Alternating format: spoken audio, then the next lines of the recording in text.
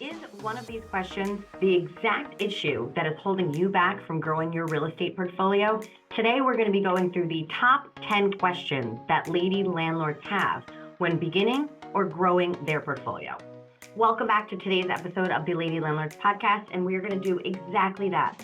We went through and were able to compile all of the top situations that we see in lady landlords and want to make sure that we can get those answers to you ladies.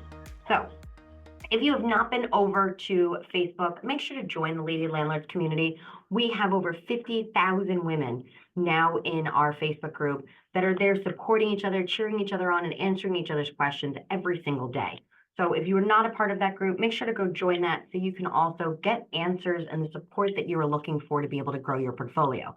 But otherwise, today, I am going to go through and make sure that you have answers you can come back to, regardless of where you are in your real estate investing journey, to make sure you have clarity on how to make it through the top 10 most popular questions that we see in the Lady Landlords Facebook group. The first question really has to do with even just starting out, okay? The number one question here is, what are the legal requirements to become a landlord? I see this very often, and I feel like this is something growing as legislation also changes. But a lot of ladies in our community are what I call accidental landlords. I actually am also an accidental landlord. I originally did not set out to grow a portfolio. I was not looking to really necessarily get into real estate investing, but we have a lot of members that either owned a home previously, moved into a new home, or like myself, were really looking for that very first property, but ended up buying a multifamily. So that way we can have a little bit of income coming in from that other unit to really offset our costs. So I never expected this to become what I do full time. I never expected this to really grow the way that it did, but I now had to kind of go through that learning curve to become a landlord. And I know we have a lot of members that are in that same way. When I talk about legal requirements, what's interesting is that there really aren't any. Yes, in some places, there are licensing that you do need for your property, and that's usually relating only to short-term rentals. So really something that people would be living in just for less than 3 months, okay? But that has nothing to actually do with the person. That has nothing to do with the landlord. That's usually an extra tax, especially as the Airbnb short-term rental culture has grown so much. That's actually usually just a fee to really register your property within an area. So always make sure to check for that, especially if you are doing a short-term rental. Do remember some places that actually banned short-term rentals as well. So you always want to make sure you're in compliance there. But to be able to say, hey, I'm going to rent out this place, there's actually not a legal requirement to that. So what makes it great is that really anybody that's in that situation for whatever reason, they need to move, they have to travel for work, they are moving in with a partner and now don't need both properties, it's really great that they can have that low cost of entry to get into this field outside of clearly just owning that property. But there's really no legal licensing across the board federally for all landlords to be able to do, okay? The negative side to that, though, is that unfortunately there's not a lot of instruction, not a lot of help, not a lot of clarity on some of the situations that we see once again every day in the Lady Landlords Facebook group. I know myself and most other people did not have financial education as part of their high school curriculum or college curriculum. That's also something that just that idea of managing property, to me, being a landlord really does still fall within a bit of a customer service realm. This is something that we have to be able to understand things legally of what we need to be able to do with our properties and what we can do and how to interact with tenants. But also, these are people that are paying to live in our houses. This is where they are then going to make their home. And we really need to make sure that we can do those things. And I feel that there's such a learning curve for so many new landlords. And we're going to talk about that a lot more in our following questions. But as for legal requirements, there is nothing federally that you would need to do to be licensed or to be qualified to be a landlord. Nothing. Question number 2 that we see in the Lady Landlords Facebook group is, do I need landlord insurance? And what should it cover? So, landlord insurance is incredibly important if you are a landlord. One of the biggest misnomers within this space is that not only a lot of landlords, but also a lot of tenants feel that if a landlord still has that policy, that things are then covered of the tenants. What I mean by that is when you have your property, Most people, if you own your primary home, for example, you have homeowners insurance, right? That means you own the property. If there's a problem with the roof, if there's a problem with your personal belongings, if there's floods, anything like that, those are things that the homeowners insurance policy are going to cover. A homeowners insurance policy, though, does not cover other people's things. Okay. That does not cover all of a sudden now a tenant moves in and they have a problem and their big screen TV falls to the ground. Well, that's not something that's going to be covered under a homeowner's insurance policy. Okay. If, let's say, some pipe type tends to break in the house or whatnot, and now there's damage to the tenant's clothing, that also is not covered. So, really, what landlords need to be able to do is to understand the right insurance for that property. Landlord insurance, if they are not living in the property. You also have different varieties of homeowners insurance and different coverage options that you can get if you are living in the home. You want to make sure that the structure is really covered. And with landlord insurance, that's also acknowledging that other people are going to be living in the property and therefore either maintaining certain items or also working with some of the systems in a house, your plumbing, your electric. That's not you as the owner. So if you are moving out of that house and renting it completely on its own where you will not be living in the property, you do want to be able to look into landlord insurance. You're probably thinking, well, what am I supposed to do, or what are the tenants supposed to do about their items? That is what renter's insurance is for. Renter's insurance is very, very cheap because all it does is just cover the items of the actual renter, okay? So that is a policy that they would get. That is their own policy to cover their things. You need landlord insurance, or you would need that homeowner's insurance policy to make sure that you are covering the actual items of the house, and also with the landlord insurance policy, really covering the business that you have of landlording, since there are other people that are now occupying this house. But then the tenants themselves, they need renter's insurance. We actually have a whole episode that dives in specifically all about the different types of insurance that you need to consider when buying a property. It's important when you start doing your deal analysis before you even buy a house to make those decisions on if this is going to be a good deal for you. And you need to be able to factor in what those insurance prices are. Next up, number 3, now that we are ready to rent our house, one of the most popular questions that we get there is how do we determine the right rental price for our property? I feel like we see this a lot in the group where people are saying, there was actually something just over the weekend actually, where someone was saying, well, I want to raise my rent by X amount. You know, my taxes went up, my insurance went up, so I now need to move that cost over to the tenants. And unfortunately, that is not the way that rental prices work. All because an owner's expenses go up does not necessarily that those things can just be moved over to the tenant. Okay, and this is something we have to be very careful about when we're talking about the properties that we are investing in, because prices for ownership do change as well. But how you want to determine the right rental price for your property is by running rental comps, by actually using what's called your comps, or otherwise known as your comparables. It would be the same thing when you bought that property. How did you know that that house would be at that cost of $349? How did you not know you were overpaying or underpaying? And how did you know everybody was getting that fair deal there? The reason for that is because your realtor would be doing comparables. They would say, hey, for any other 3-bedroom, 2-bath that's updated in this type of neighborhood within 2 miles, within the past 6 months, they've all sold for around $350. So then therefore, this house being priced at $349 is really on point. That way you can compare it to the other options within the market and say, based on that, this is the right price.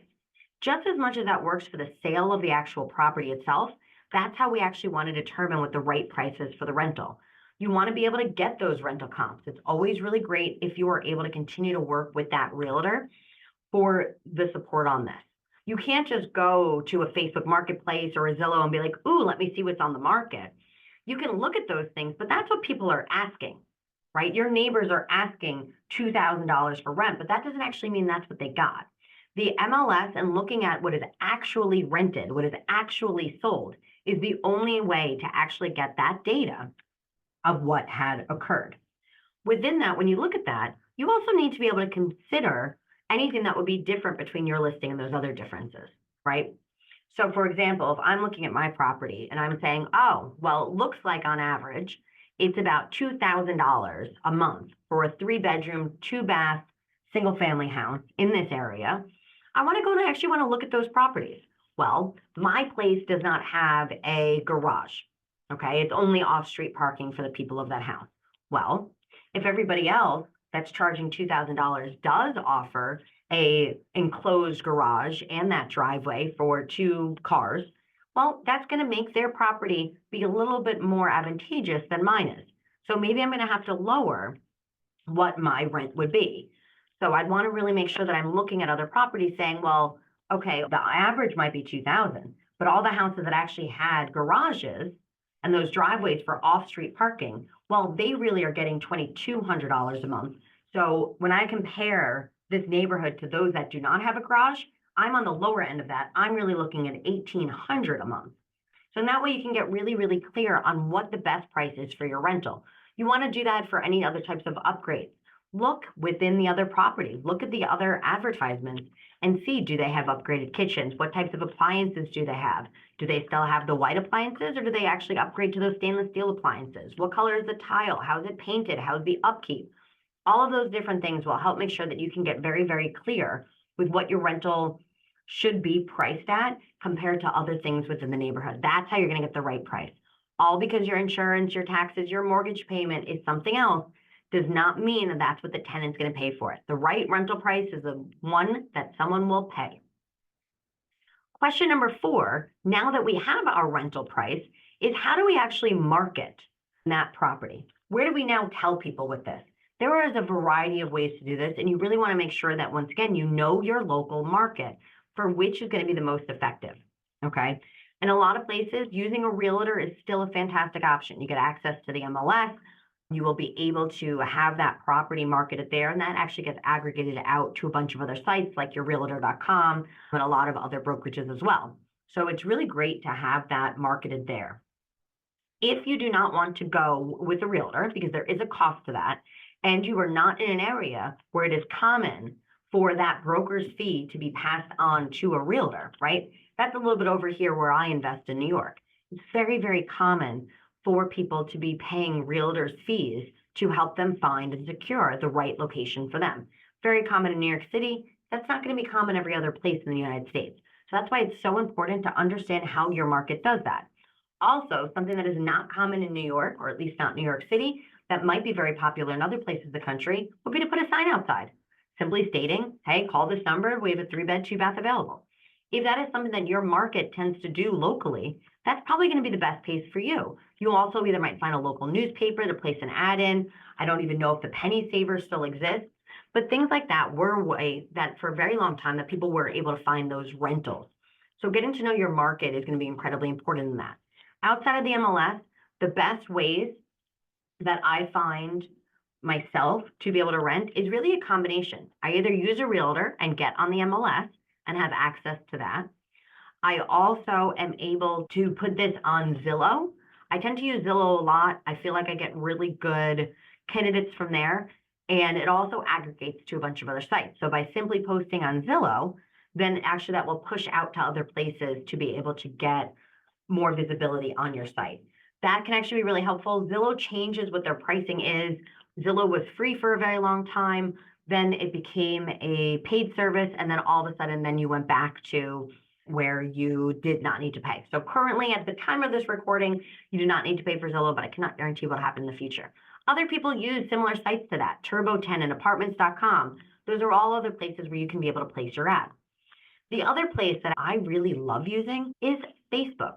Social media is so powerful to really be able to connect with people. So once again, Lady Landlords is a Facebook group. So why would I not use something similar to reach my ideal client? Facebook Marketplace is really to be able to do that. Facebook Marketplace, you can really create your classified. To me, this is kind of the digital penny saver, the digital local newspaper that you're using within Facebook.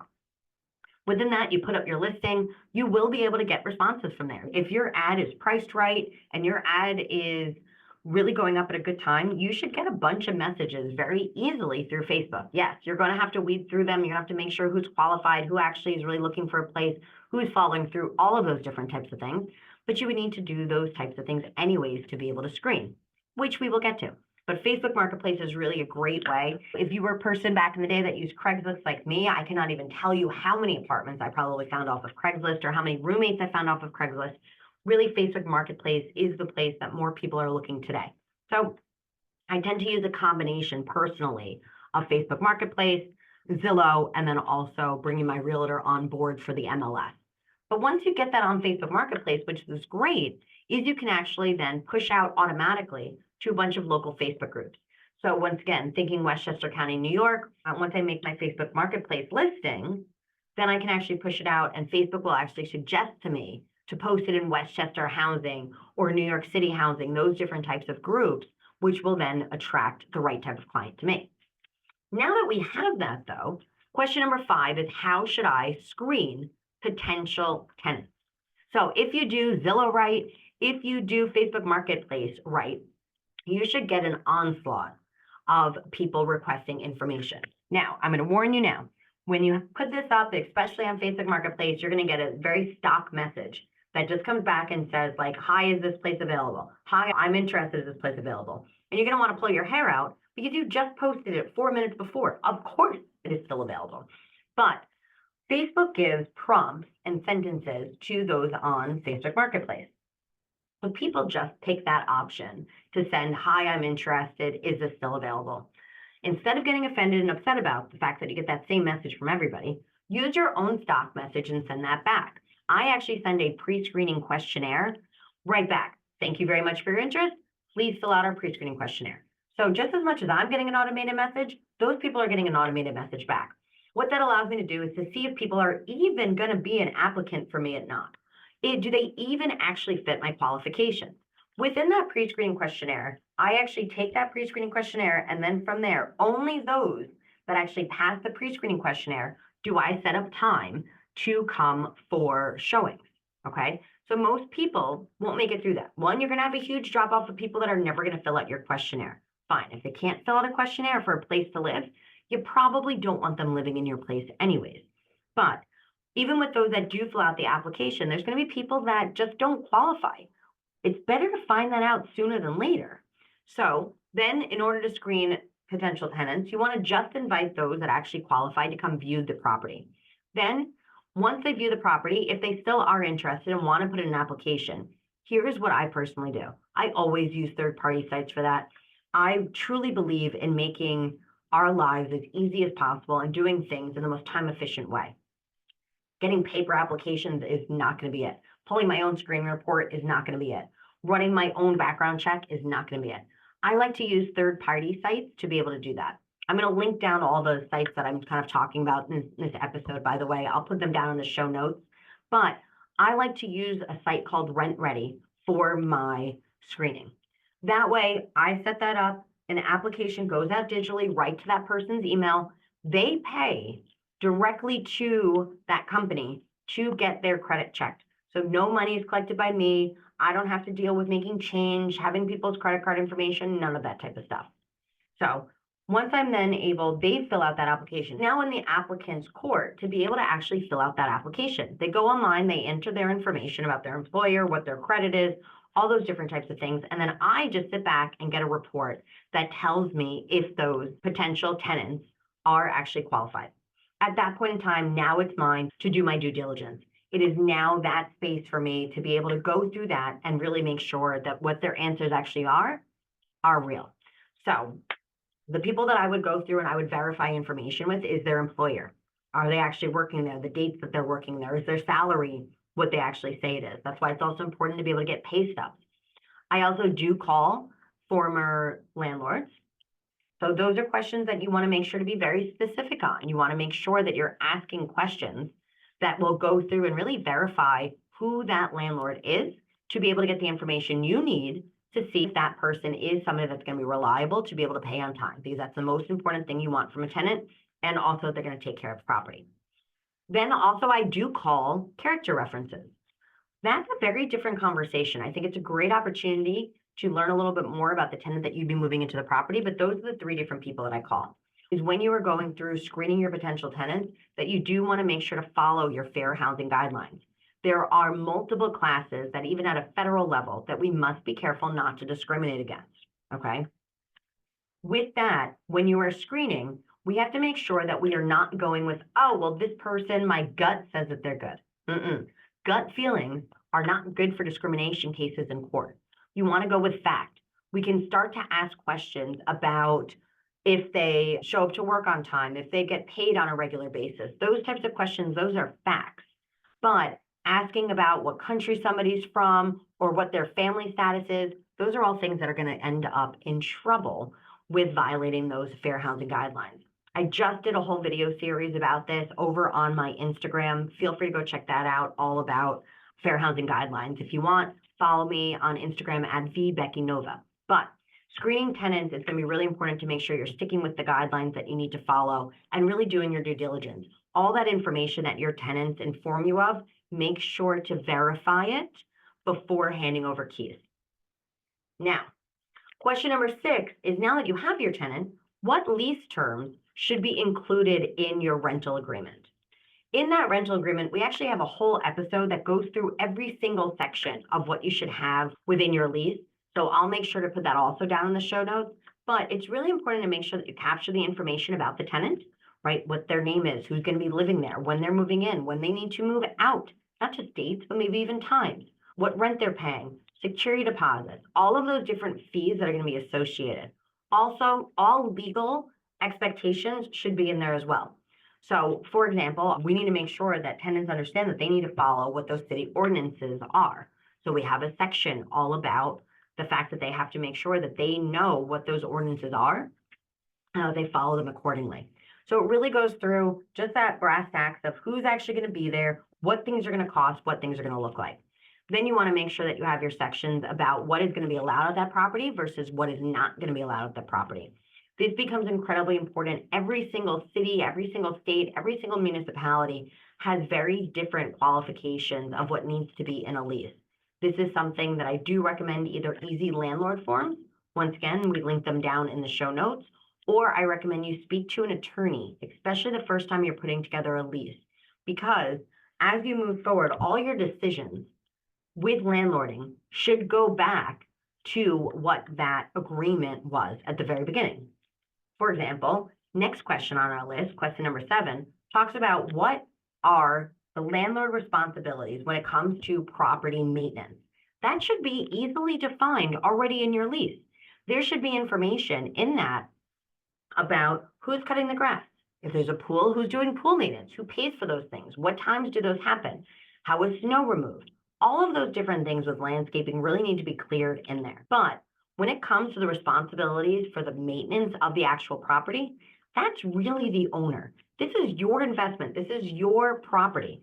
There is no way you're having a tenant that is going to be down dealing with the boiler or a water heater or any of the electric panels. No, that is not for them. Even if you're a person that needs to have filters changed, if you want something done right, you as a landlord need to be responsible for it. But there is not a space within landlording unless you are doing a rent-to-own type space. Property maintenance, house maintenance, that is a responsibility of the owner, okay?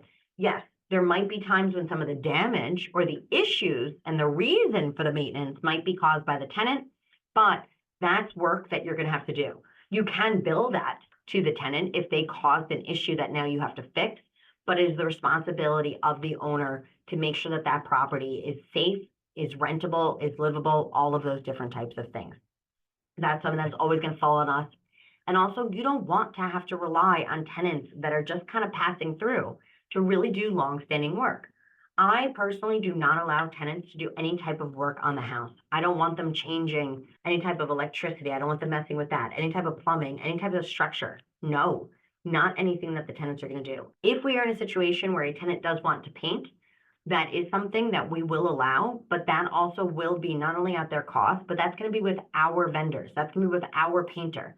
We don't want anybody just coming into that property, fixing holes, patching things, painting things, because you never know what you're going to get on the end of that. That is something that you always want to maintain control of.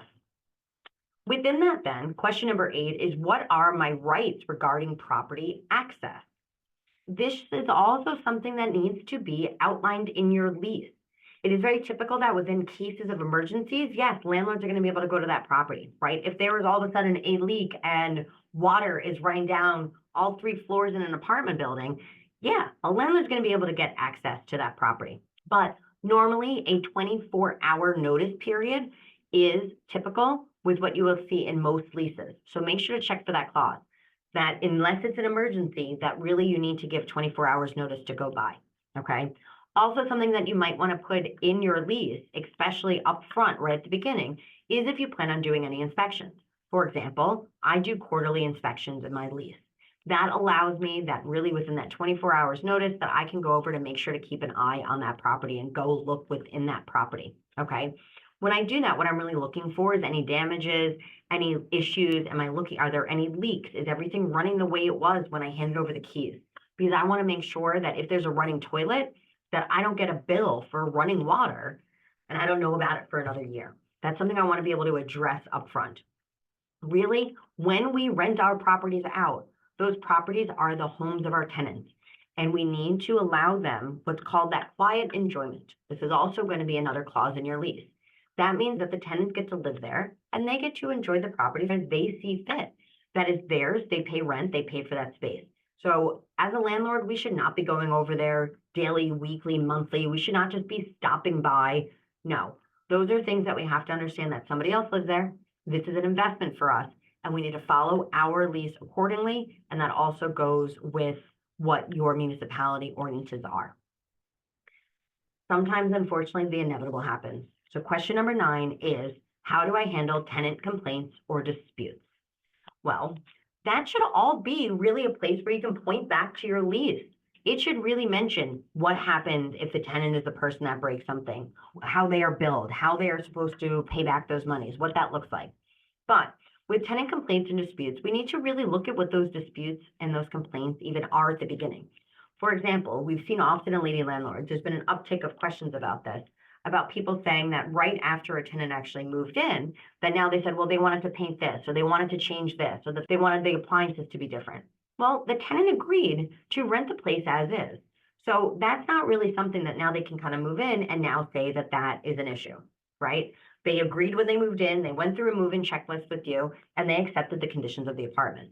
But if things change, now in the apartment, if all of a sudden something has been damaged, that is the responsibility of the landlord, as we talked about in question number 7. It is the responsibility of the landlord to go in there and be able to handle those types of things, okay?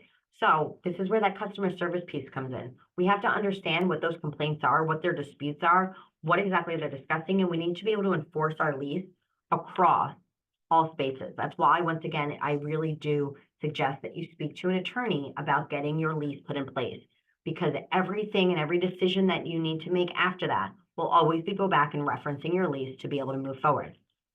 Question 10 comes back with, what is that biggest risk that we have as a landlord? What should I do if my tenant fails to pay rent on time?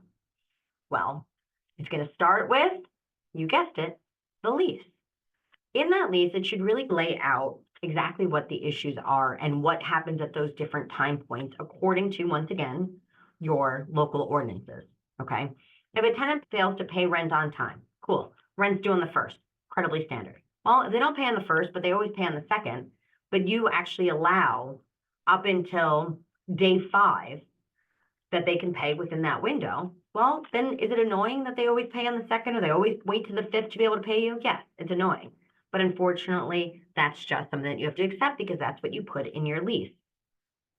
If that time goes over that, if, for example, you don't have a window, you don't give any leeway on that, if they're not paying rent, one, there should absolutely be a piece within your rental agreement that talks about any type of late fee that they would incur because of that.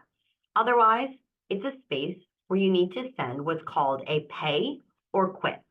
A pay or quit is a legal document that would be served to the tenants that explain, hey, you are late on your rent, you are past any window of opportunity, you now need to either pay the money that you owe or quit, get out of the property, okay?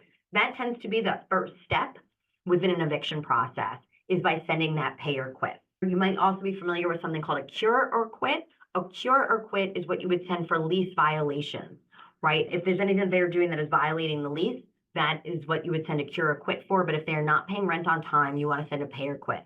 This is where you need a attorney.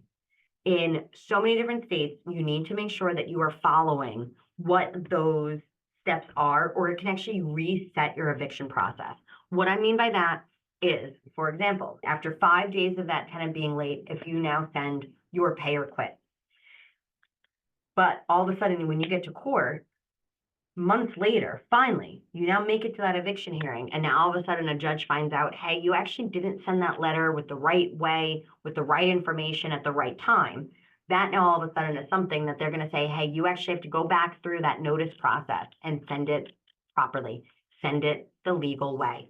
And then all of a sudden you lost months, especially if the tenants are not paying at all. That is something that now you have to go back to the beginning. So I highly recommend, if you're in a position where your tenant is not paying, you want to move, and unfortunately that's going to be a space where you're going to have to pay and have that cost of an actual attorney's advice really walking you through that. Also, that's something that you want to make sure that you follow everything to a T with, and you have somebody really, really great on your side. Okay. We talk all about evictions also in another episode that we have where I interview my attorney about real estate. So make sure to go back. I'll link that down in the show notes.